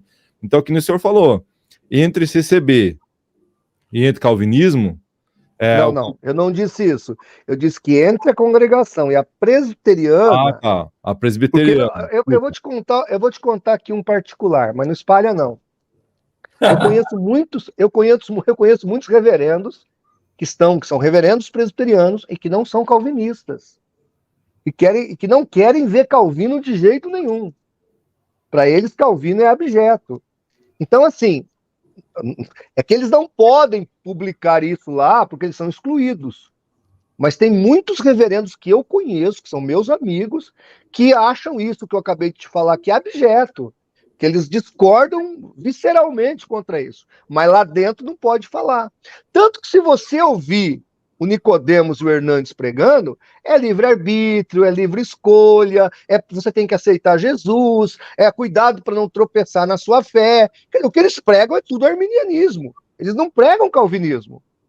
Tá certo? Então, Na prática, eles não pregam isso. Isso que eu acho estranho, entendeu? E até então, pastor... É horrível, né? É porque é horrível, como disse Calvino. Imagine você vai num velório de uma pessoa que se matou e você fala assim, olha, Deus não somente anteviu esse suicídio, mas decretou que o fulano se matasse para a glória de Deus. Ele vai para o inferno, está queimando no inferno agora para a glória de Deus, porque Deus quis. Quem é que prega isso num funeral? A família vai jogar o cara pela janela se pregar um negócio desse. Quem é que prega? Imagine você que aqueles menininhos que foram queimados no micro-ondas eram evangélicos. Aí o reverendo vai lá pregar. Imagine que o reverendo vai dizer que Deus não somente anteviu, como decretou que o Hamas pegasse a criancinha, botasse no micro-ondas, assasse ela viva para a glória de Deus. Quem é que prega uma barbaridade dessa? Porque isso aí é insanidade.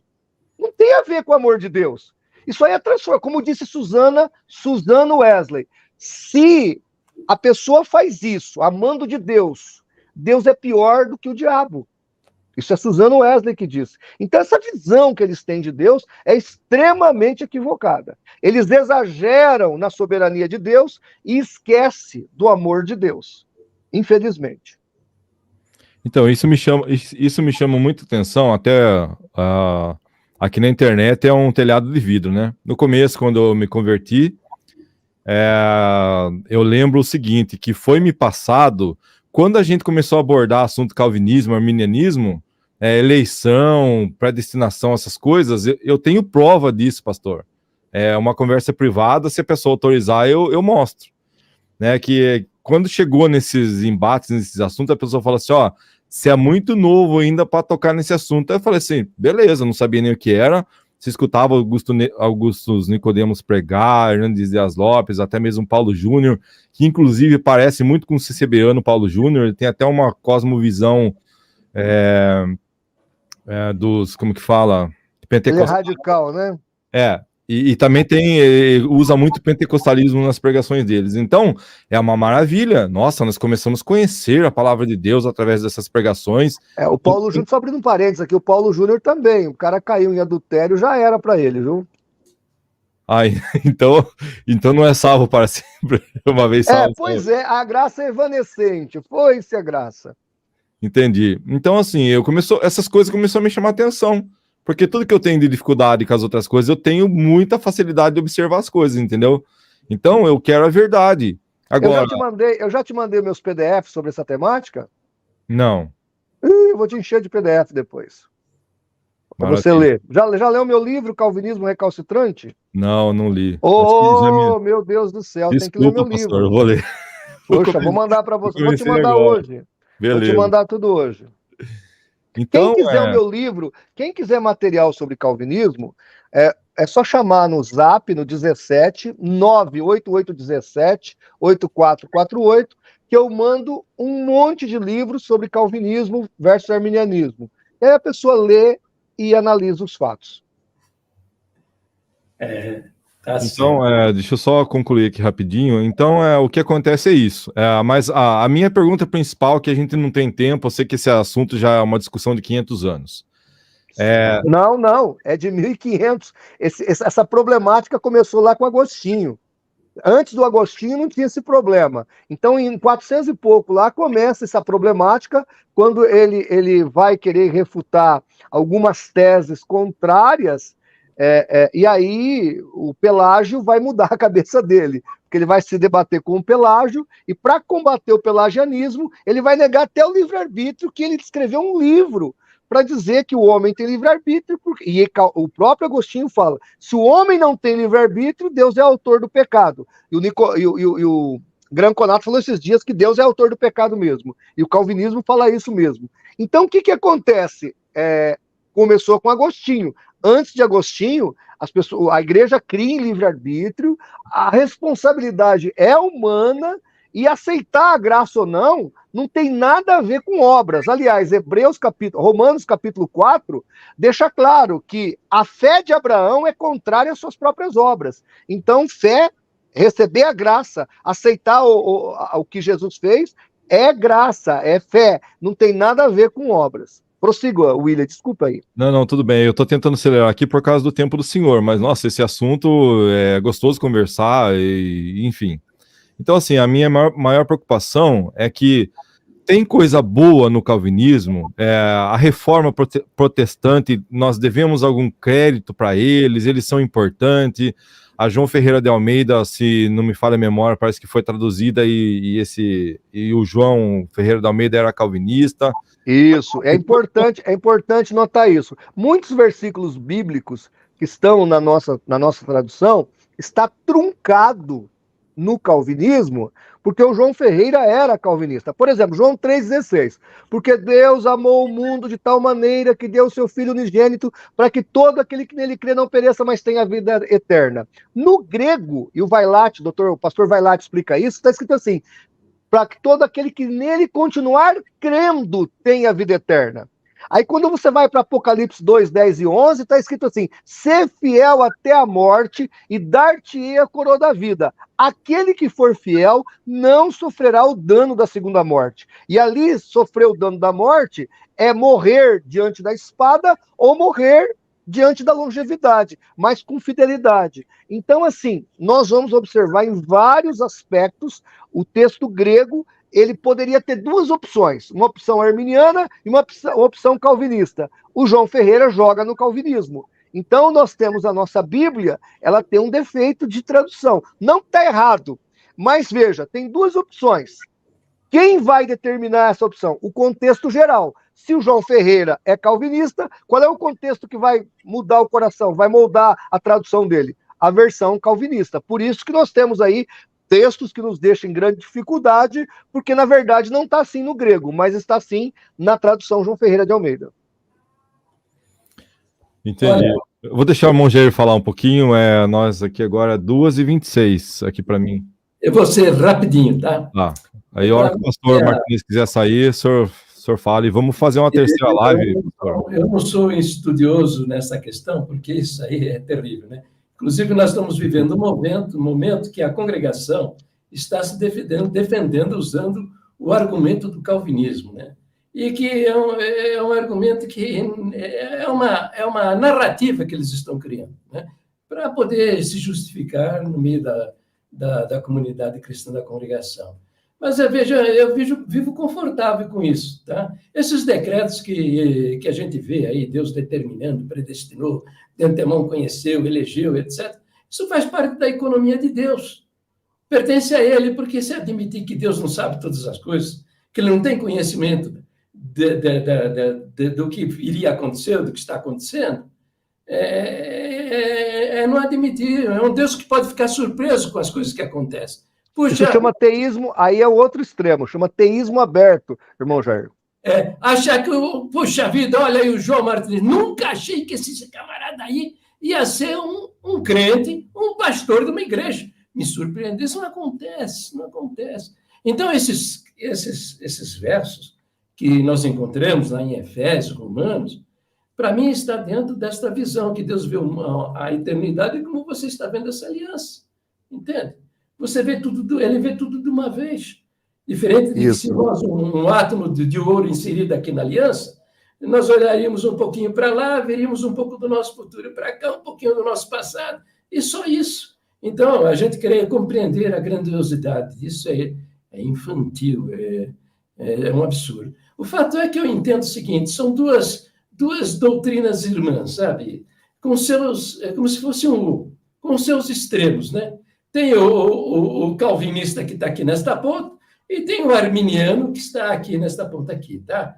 Então, daí, por exemplo, o pastor citou que os arminianos também não creem em tudo aquilo que Armínio defendeu, os calvinistas também não creem na tulipa. Eles têm o que em 4 pontos, e 3 pontos, 2 pontos.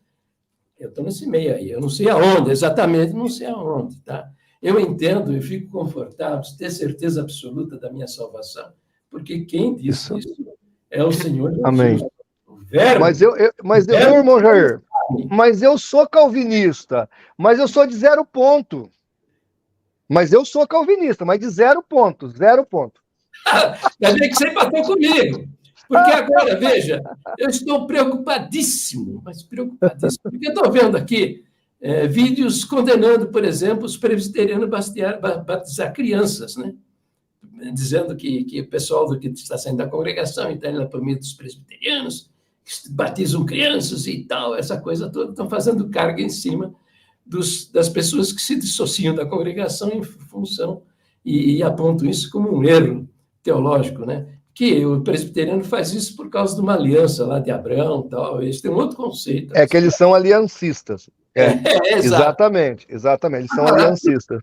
Agora, presta atenção. Pastor João, grava bem o que eu vou lhe dizer. Uma igreja que tem como doutrina o pecado de morte. Né? Que fornicou, adulterou, depois a lista cresceu, outras coisas também entraram nessa lista. Pecou de morte, caiu da graça, perdeu a alma, foi ao inferno. E batiza crianças. Batiza crianças. E se a criança tiver menos de 12 anos de idade e tiver um dom de línguas, batizam também. Então, e depois, eu tenho um relato, tenho já 7 depoimentos de crianças que se suicidaram. Está entendendo?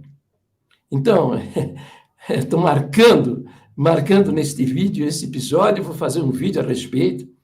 Considerem bem o seu conteúdo, porque é seríssimo demais. Bom, então tá aí, eu não sei acho que nós empatamos, viu? Estamos de mão dadas nesse negócio aí.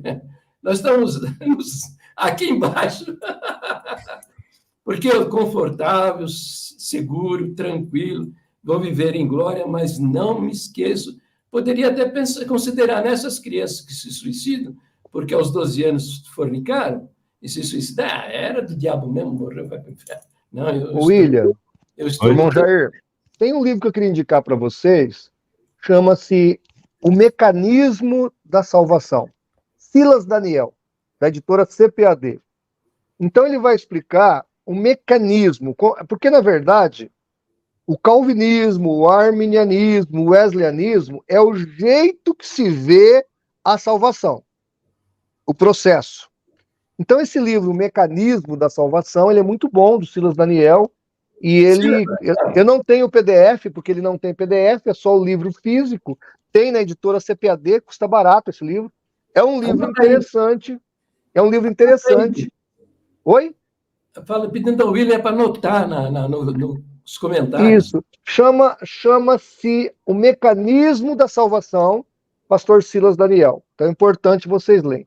Eu, pessoalmente, também estou muito tranquilo com o meu arminianismo. Não tenho problema em respeitar os irmãos que são calvinistas, mas para mim não dá. Eu não conseguiria congregar num lugar onde esse tipo de coisa poderia ser ventilado como natural. Eu não suportaria. Dentro da Igreja Batista, nós temos as 3 cosmovisões, nós temos os 3 pensamentos harmoniosamente entre nós. Claro. Há pastores mais de linha calvinistas, outros mais de linha arminianas ou wesleyanas, e assim nós seguimos a vida. Agora, eu, pessoalmente, não me adapto com esta doutrina, não tenho como me adaptá-la, porque eu me tornei arminiano lendo a Bíblia sozinho. Por 2 vezes eu li a Bíblia sozinho, sem livro de teologia, sem nada, e eu vi o arminianismo na Bíblia. Então eu não consigo ser calvinista, porque quem me mostrou e me revelou o arminianismo foi o próprio Espírito Santo. Então eu estou tranquilo quanto a isso. Ô pastor, deixa eu fazer só uma pergunta, irmão Jair. Depois se o irmão Jair quiser, a gente continua aqui a live. Estou respeitando o que o pastor falou. Tô com a hora em cima aqui. Beleza. Então, para o senhor, tá tudo bem se os ex-CCBanos forem para presbiteriana, para batista calvinista, tá tudo bem. Olha, eu gostaria que eles procurassem uma igreja mais evangélica do que a calvinista, né? Não que não seja evangélica, mas eu preferiria que eles fossem para igrejas arminianas. Eu acho que seria mais salutar. Agora, entre ficar na congregação e ir para uma igreja presbiteriana, uma igreja presbiteriana é 1 milhão de vezes melhor do que uma igreja tipo a congregação.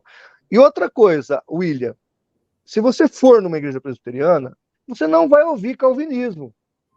Você vai ver no final o reverendo orando pelos doentes, orando, recebendo pedido de oração. Você vai pegar o boletim da igreja, tá lá, ore pela viagem do irmão fulano, da irmã ciclana. Ora, Calvino disse que a nossa oração não serve absolutamente para nada. Ela só serve para aceitar o que vai acontecer. Então você ora, não é para mudar o que vai acontecer. Não é para Deus reverter aquilo que aconteceu. Não, é para você aceitar o impacto daquilo que vai acontecer. Então, aquele texto que está lá em Tiago, que muito pode, em seus efeitos, a oração de um justo, está errado, porque no calvinismo muito pode em aceitar o que vai acontecer a oração de um justo. Essa é a visão deles. Mas quando você vai numa igreja batista ou presbiteriana calvinista, você não vai ouvir esse tipo de coisa. Você vai ouvir o Gran Conato falando essas doideiras, né? O Gran Conato. O Nicodemos você não vai ouvir, raramente. O Hernandes, idem. Tá?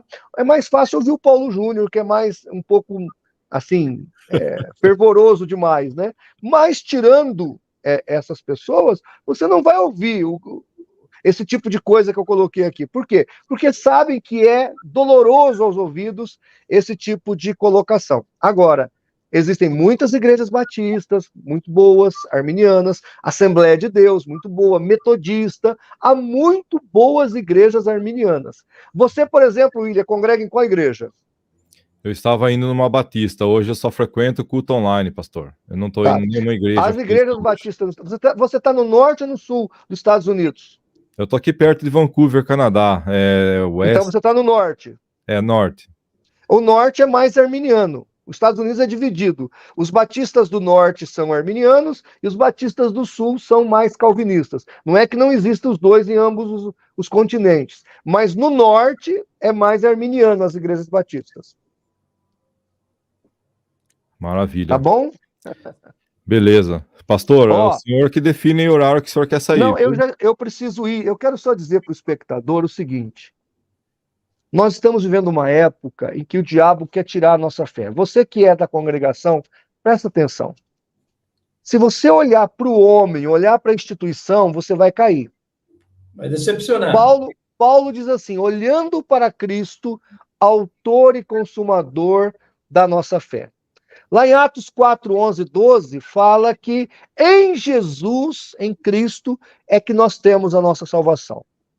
Então, aprenda a firmar-se em Deus.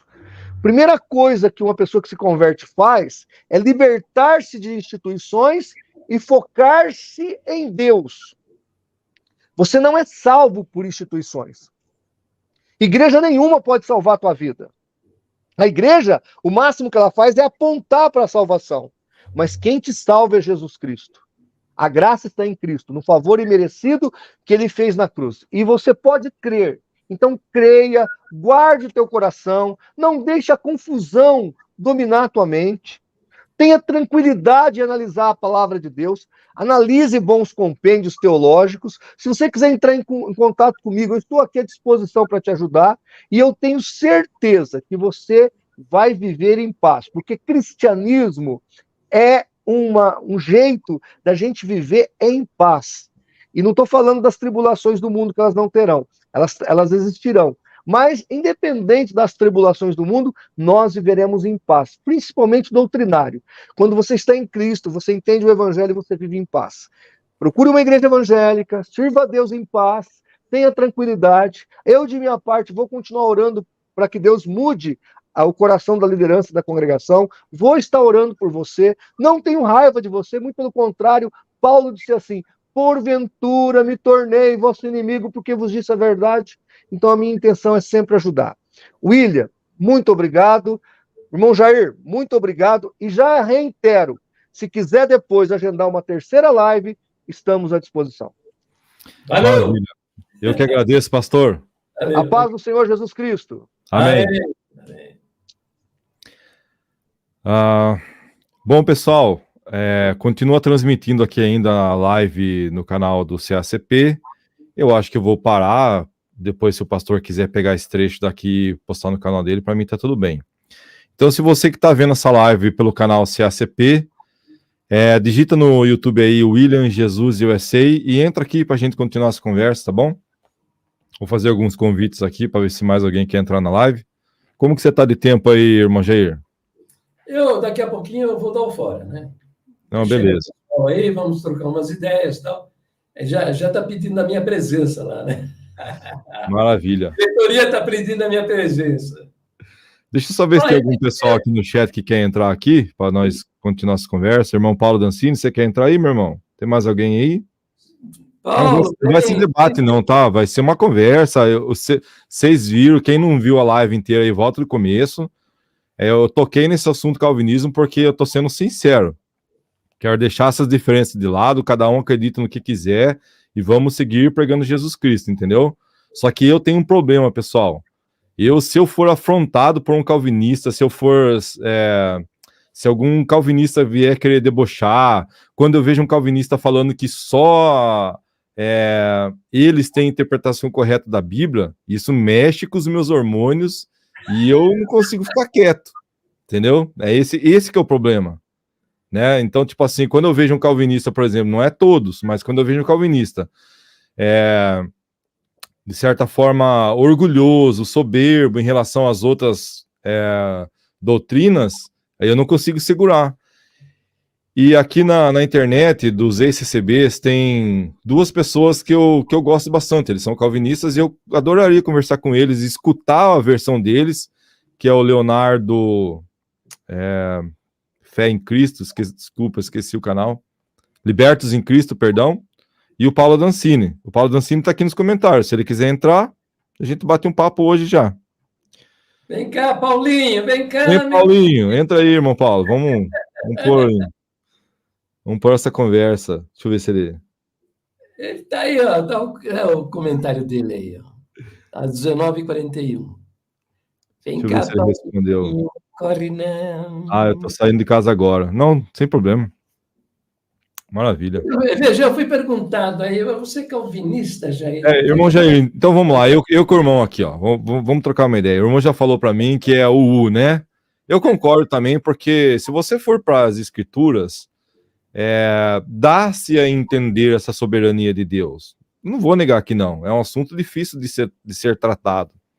Mas como dá margem para mais de uma interpretação, não seria melhor que nós focássemos, então, naquela interpretação que não colocaria Deus como autor do mal ou que decreta essas coisas? O que o irmão fala sobre isso, meu irmão? Na realidade, o que nós estamos aprendendo é pela leitura de um livro, né? A Bíblia. A Bíblia é um livro de história. E você vê a linguagem assim, pessoal, personalizada, que é uma linguagem antropomórfica, para você entender. Porque se fosse diferente, e agora você tem um mundo enorme de informação, mas você pensa lá em Abraão, né? Isaac, Jacó, o que eles tinham de informação, em termos de informação, o que eles possuíam, nada, praticamente nada. Nem escritos havia textos escritos a respeito.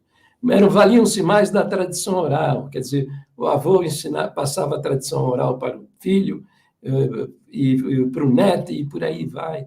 E tudo tradição oral, né? Então, o que nós entendemos, devemos compreender o que a Bíblia diz, é que é um livro de história. Os homens fizeram o que quiseram fazer, falaram aquilo que eles quiseram falar, né? O diabo também, né?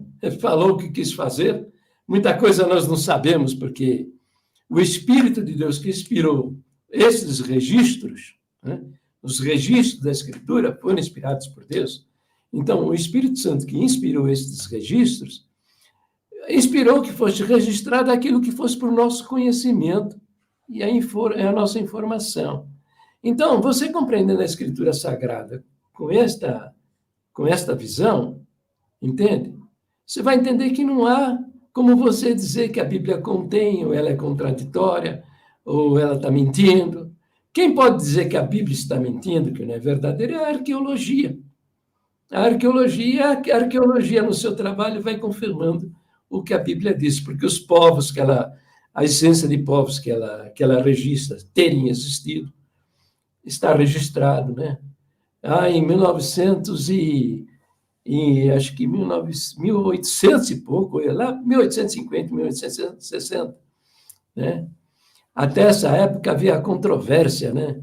Diziam que a Bíblia é mentirosa, porque fala em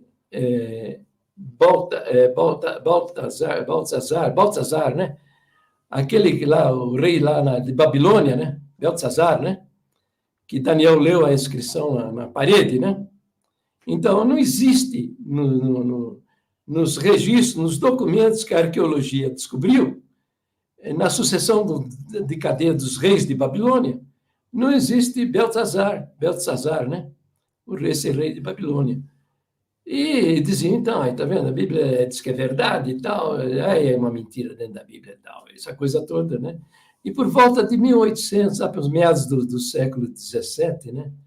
Um alemão encontrou mostrar que é uma placa de barro e estava o relato de Naboribos ou Naboridos, que era o imperador, o rei de Babilônia. Só que ele estava fora do país, estava na estrada e ele foi capturado pelo pessoal lá tem o Filipe da Macedônia e o filho dele, né? O exército do filho dele capturou o rei de Babilônia. Por isso, quando Daniel decifrou a inscrição na parede, Mene, Mene, Tekel, Upharsin, né? O rei pôde dar ele apenas o terceiro lugar, porque o primeiro lugar era o pai dele, que estava ausente, né? Estava em viagem. O segundo lugar é ele, que estava exercendo o poder no Império da Babilônia. O terceiro lugar seria o de Daniel, entendeu? E naquela noite, né, um general associado a Filipe o Grande, um grande conquistador grego, né?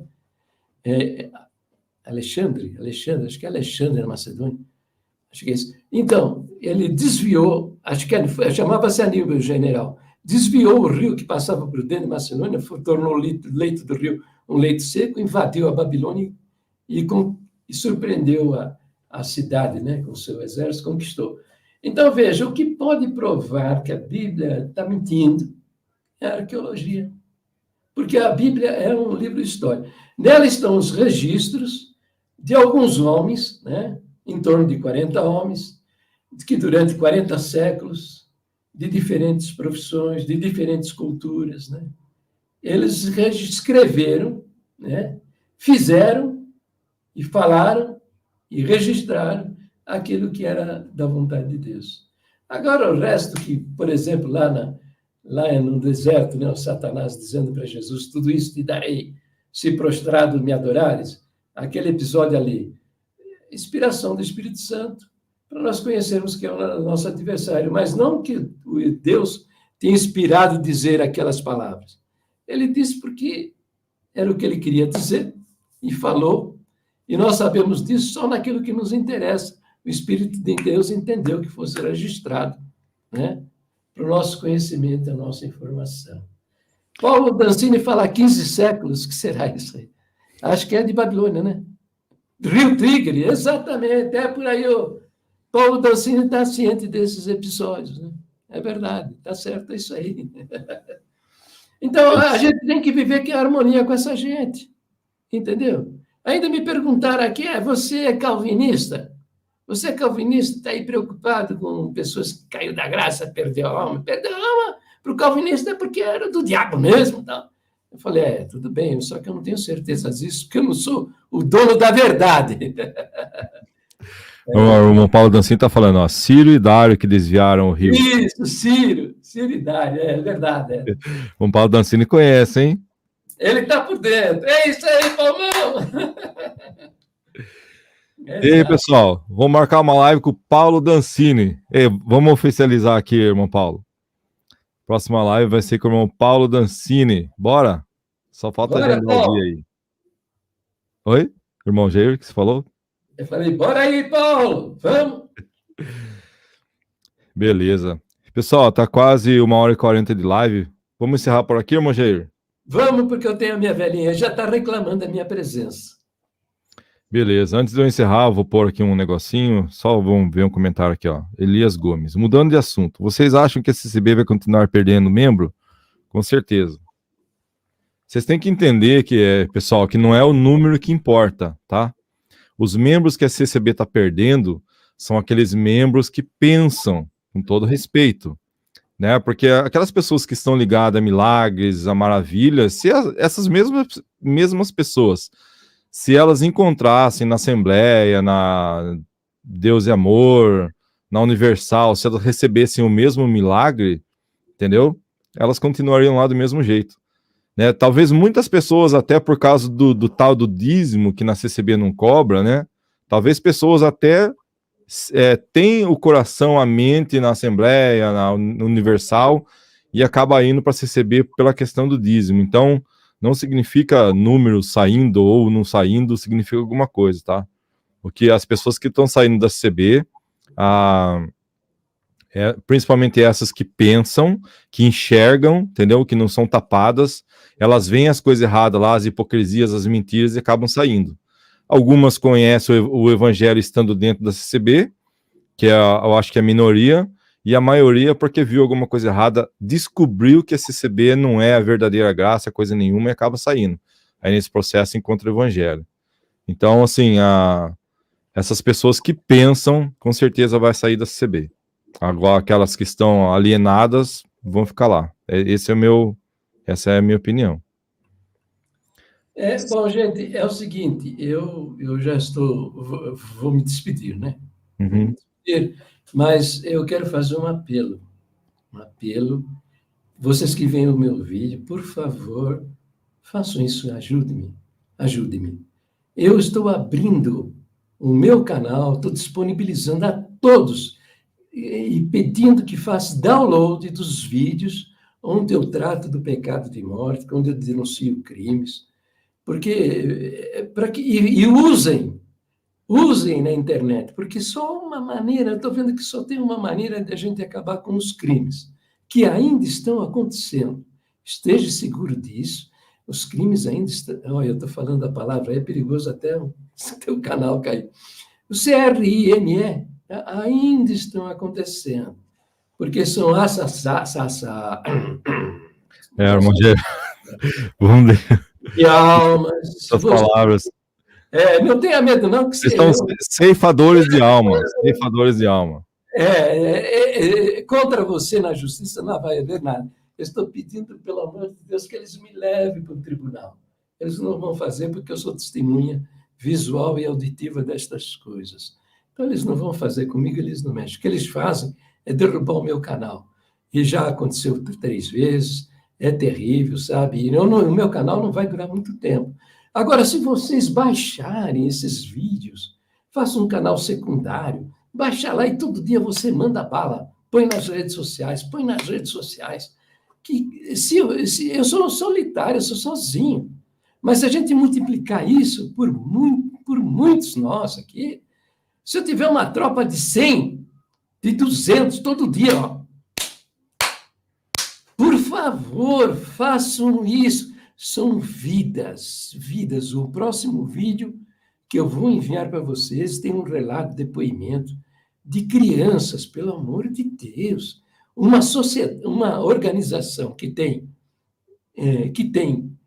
essa tal mentira do pecado de MMORTE como doutrina e batiza crianças. Não tem cabimento isso daí.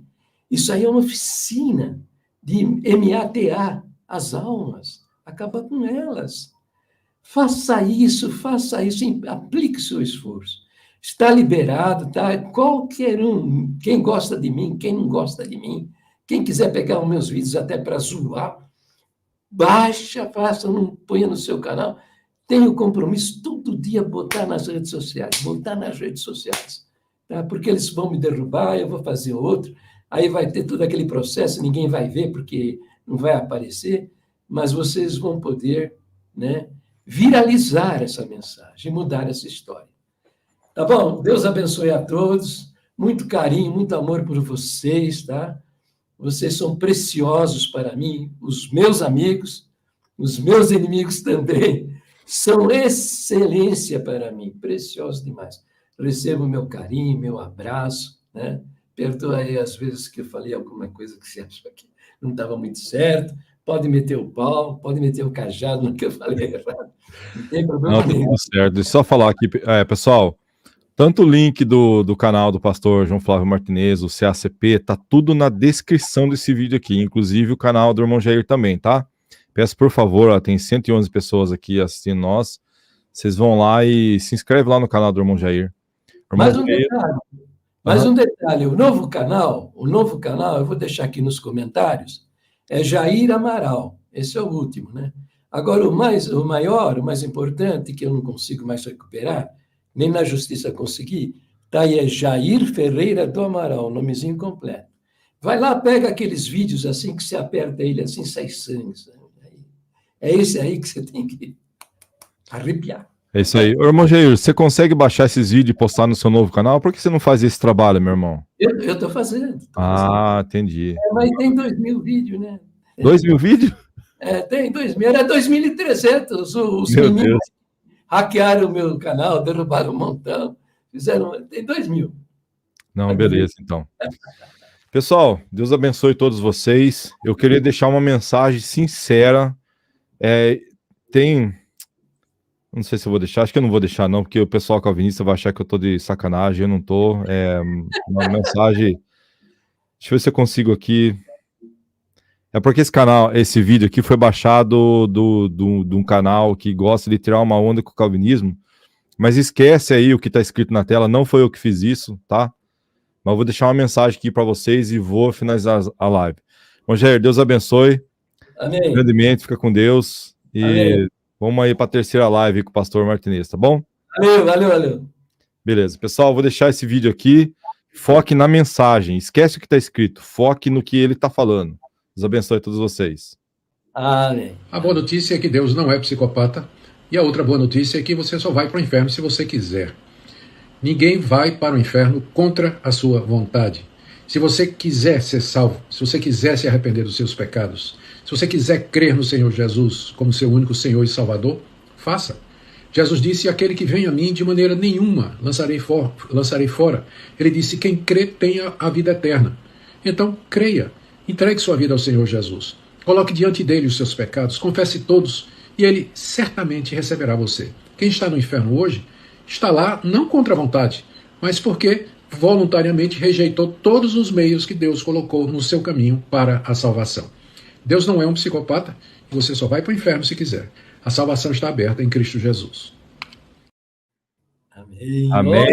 Amém, pastor Nicodemos. É isso mesmo, meu querido. É esse o evangelho que nós temos que acreditar. Pessoal, Deus abençoe todos vocês. Irmão Jair, um abraço pro irmão. Obrigado. Tchau. Deus abençoe. Tchau.